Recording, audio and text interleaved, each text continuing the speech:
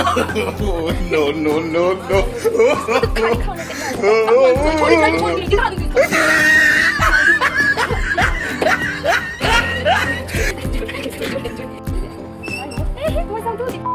आज है मम्मी का एनिवर्सरी, तो हम लोग एक सरप्राइज प्लान किया है, लेकिन मम्मी को बिल्कुल भी पता नहीं है। तो मम्मी सवेरे सवेरे आ जाती है मंदिर में पूजा करने के लिए, मुझे भी साथ लेकर। पूजा करने के बाद हम आ जाते हैं घर, क्योंकि भाई मुझे और भी ज्यादा काम है, और आज तो कुछ ज्यादा ही काम है, क्योंकि मेरे इस कबाड़े से घर को मुझे ठीक भी करना है। तो मैं पहले अपने रूम को ही ठीक करने लग जाती हूँ, क्योंकि जिस रूम को मुझे डेकोरेट करना है उसे तो जल्दी साफ करनी होगी ना। बन जाती हूँ काम वाली बाई, और सारी चीजों को क्लीन करने के बाद मैं जिस रूम को डेकोरेट करूंगी उसे भी क्लीन कर लेती हूँ। और यही है हमारा वो रूम जिसे हम डेकोरेट करने वाले हैं। फिर मुझे याद आता मुझे तो मार्केट भी जाना है, क्योंकि सारी चीजें मार्केट से तो मुझे ही लानी है, और तब तक दीदी चढ़ा देती है इसे बॉयल होने के लिए। और हम दोनों बहनें आ जाते हैं मार्केट की ओर, क्योंकि शाम होने ही वाली थी। तो हम सोचते हैं सबसे पहले केक की शॉप पे चले जाते हैं, लेकिन यहाँ आकर के पता चलता है मैं जिस केक का ऑर्डर दी थी वो अंकल किसी और को दे दिया, और हमें ना चाहते हुए दूसरे केक लेकर के घर आना पड़ता है। अपने ही घर में छुपते छुपाते हमें फ्रिज में रखना पड़ता है, क्योंकि किसी को पता न चल जाए, ये डर भी लगा रहता है। तो अब हम जा रहे हैं अपनी डेकोरेशन की ओर। इतने सारी चीज और इतने सारे बैलून से हमारी डेकोरेशन बहुत अच्छा होगा। और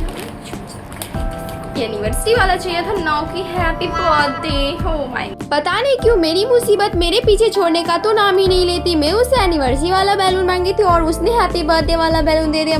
और घर आकर दीदी मुझे ही सुना दिया कि तूने अच्छे से देखकर क्यों नहीं लिया था। अरे मैंने उसे बोल तो दिया, पर उन्होंने दिया ही नहीं। इसमें मेरी क्या गलती। खैर छोड़ो, अब अपने सारे बैलून को अकेले फुलाएंगे, मेरी तो सारी जाने निकल जाएंगी। भाई मैं क्या करूं? और ये मुझे क्या देखना पड़ा, मेरी लड़ाकू बहन लड़ाई झगड़े छोड़ करके मैकेनिक वाले काम कर रही है। और कैसे हुआ और कब से हुआ इतना बताना जरूरी न समझ। खैर छोड़ो, ये मेरी बेसुरीली आवाज है जो बिल्कुल भी अच्छा नहीं है, लेकिन मैं खुद में ही गा के खुद को सुना के खुश हो जाती हूँ, क्योंकि भाई कोई और सुनते ही बेहोश हो जाता है, इसलिए मैं दूसरे को बेहोश करना नहीं चाहती, तो खुद ही गा के खुद ही सुन लेती हूँ।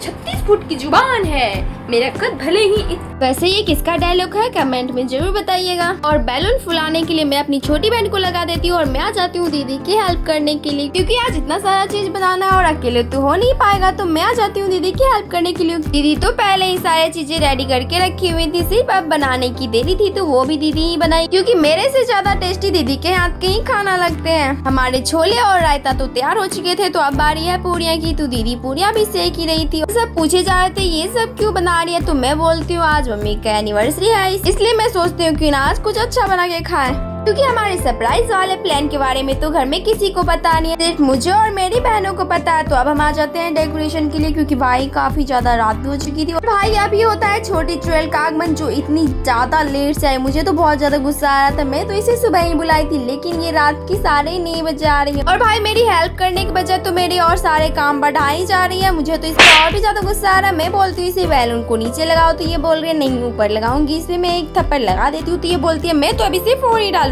मेरा ध्यान तो डेकोरेशन की तरफ था, लेकिन मेरे पीठ पीछे ये सब कांड हुए जा रहा है, मुझे तो कुछ पता ही नहीं था। फाइनली हमारी सारी डेकोरेशन कंप्लीट हो जाती है, और मेरा डेकोरेशन कैसा लगा ये भी कमेंट में जरूर बताइएगा। तो हम सबसे पहले अपनी पेट पूजा कर लेते हैं। जितनी सारी चीजें बनाए थे, सारी चीजें ठूसने के बाद हम मम्मी पापा को बुलाते हैं, तो मम्मी पापा तो देखते ही रह जाते हैं, बोलते ये सब तुम लोग कर रही थी इतनी रात को। लेकिन भाई जो कुछ भी कहो, मुझे तो बहुत अच्छा लगा मम्मी पापा को इतना खुश होते हुए देख करके, मतलब अलग ही खुशी थी, मुझे तो बहुत ज्यादा खुशी हो रही थी। और भाई बहुत ज्यादा रात हो चुकी थी, जिस कारण पापा तो सो ही गए थे, और पापा को मुझे उठा के लाना पड़ता है। और अब हम बिना देर करते हुए केक कटिंग भी करवा ही देते, क्योंकि काफी ज्यादा लेट हो चुकी थी और पापा को नींद भी आ रही थी। और मैं जैसे ही कैंडल जलाती हूँ कि मम्मी को तो डर ही हो जाता है, ये क्या उड़े जा रहा है ऊपर। भाई मैं क्या ही बताऊं, मुझे तो बहुत ज्यादा हंसी भी आती और खुशी भी हो रही थी कि मैंने अपनी मम्मी पापा के लिए इतना अच्छा सरप्राइज प्लान किया। वैसे ये सब मैंने अकेले नहीं किया, क्योंकि इसमें मेरी बहन की भी पूरी सपोर्ट थी, और मेरी बहन भी चाहती थी कि हम लोग मम्मी पापा के लिए कुछ करें, क्योंकि सब बात तो हमारी मम्मी पापा हमारे बर्थडे सेलिब्रेट करते हैं। तो हमने सोचा क्यों ना इस बार मम्मी पापा के एनिवर्सरी को सेलिब्रेट किया जाए। अब तो हम सोच ही रहे हैं कि मम्मी पापा के एनिवर्सरी को हर एक साल सेलिब्रेट करेंगे इसी तरह बहुत ही अच्छे से। जिसके बाद हम लोग थोड़ी बहुत फोटोज वीडियोस लेते हैं, और अब हो जाती है हमारी पार्टी एंड। अब आती है बारी सभी को केक कटेगा और सब में बटेगा। और भाई छोटी चल तो सबसे पहले मेरे कान में आके फुसफुस आती है कि बहन मुझे बहुत ज्यादा दे देना। बोलती है रुक थोड़ी देर में तुझे बहुत ज्यादा केक दूंगी, तो ये बोलते हैं लेकिन थोड़ी सी पहले टेस्ट तो करवा दे। तो फिर मैं इसे टेस्ट करवाती हूँ, लेकिन ये बोलते रुको मैं तुम्हें भी टेस्ट करवाती हूँ। तो मैं बोलती ठीक है। तो ये मुझे बोलते अपनी आंखें बंद करो। और भाई ये मुझसे से अब तो खेली करती, लेकिन इसका प्लान तो कुछ और ही था।